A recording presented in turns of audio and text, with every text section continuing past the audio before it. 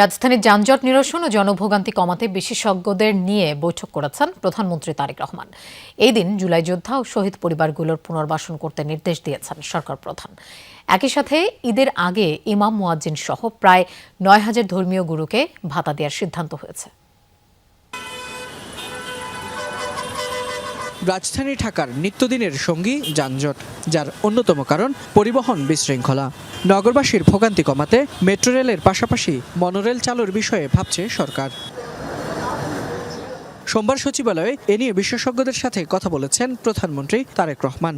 বৈঠক শেষে যোগাযোগ বিশেষজ্ঞ অধ্যাপক শামসুল হক বলেন, ঢাকাকে বিকেন্দ্রীকরণ করতে গতিশীল করা হবে রেল যোগাযোগ। সেই সাথে দ্রুত সময়ের মধ্যে নারীদের জন্য বিশেষায়িত বৈদ্যুতিক বাস চালুর কথাও জানান প্রধানমন্ত্রী। আর ঢাকাকে ডিসেন্ট্রালাইজ করার ব্যাপারেও কিন্তু ওনার বড় একটা আগ্রহ দেখলাম। রেল ভিত্তিক ঢাকাকে ডিসেন্ট্রাল, যেটা অন্যান্য সরকারও বলেছে, আমার মনে হয় উনি আন্তরিকতার সাথে বলছেন এবং স্মৃতিটা এমন বললেন, ওয়াই নট চিটাগং থেকে এখানে এসে অফিস না, আমরা দ্রুত গতির ট্রেন বানাতে যা যা করা লাগে সেইভাবে করতে পারলে ঢাকার উপর চাপটা আপনি কমে যাবে। এদিকে জুলাই যোদ্ধা ও শহীদ পরিবারগুলোকে পুনর্বাসন করতে নির্দেশ দিয়েছেন প্রধানমন্ত্রী। সচিবালয়ে বৈঠক শেষে মুক্তিযুদ্ধ বিষয়ক মন্ত্রী হাফিজউদ্দিন আহমদ বিষয়টি জানান। বলেন, ভুয়া মুক্তিযোদ্ধাদের শনাক্ত করে তালিকা থেকে নাম বাদ দেওয়ার কাজ শুরু করেছে সরকার। এবং আমরা আশা করি যে মুক্তিযুদ্ধে যা কিছু বেনিফিট বা বেনিফিশিয়ারি যারা আছে, এটা যাতে প্রকৃত মুক্তিযোদ্ধারা পায় সে ব্যাপারে আমরা উদ্যোগ গ্রহণ করব। ভুয়া মুক্তিযোদ্ধাদের নাম ধীরে ধীরে পর্যায়ক্রমে আমরা বাদ দিয়ে দেবো করে ভুয়া মুক্তিযোদ্ধারা অন্যায়ভাবে আর্থিক যেসব সুবিধা নিয়েছে সেগুলো আবার ফিরিয়ে আনার জন্য আমরা চেষ্টা করব। ধন্যবাদ। এছাড়াও দুপুরে প্রধানমন্ত্রীর সাথে বৈঠকে বসেন শিক্ষামন্ত্রী ও প্রতিমন্ত্রী। বৈঠক শেষে জানান, ঢাকা বিশ্ববিদ্যালয়ের উপাচার্য নিয়োগে আন্তর্জাতিক মান বজায় রাখার নির্দেশনা দিয়েছে সরকার প্রধান।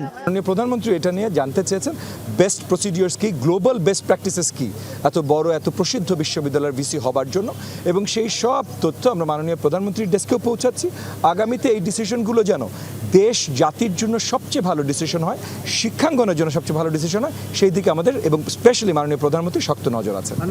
প্রধানমন্ত্রী শিক্ষা খাতে ১৮০ দিনের সুনির্দিষ্ট পরিকল্পনা চেয়েছেন বলেও জানান প্রতিমন্ত্রী। শিক্ষাঙ্গন এখন খুব গুরুত্বপূর্ণ একটা জিনিস, এখানে কোনো কিছু হুটহাট আমরা হাত দিব না।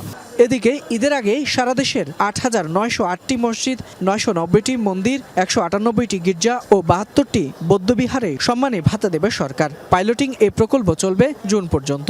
এরপর সকল নিবন্ধিত ধর্মীয় উপাসনালয়কে এই ভাতার আওতায় আনা হবে। প্রধানমন্ত্রীর সঙ্গে বৈঠক শেষে একথা জানান তার উপদেষ্টা ইসমাইল জবিউল্লাহ।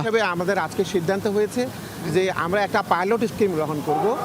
ফয়সাল মাহমুদ, যমুনা নিউজ, ঢাকা।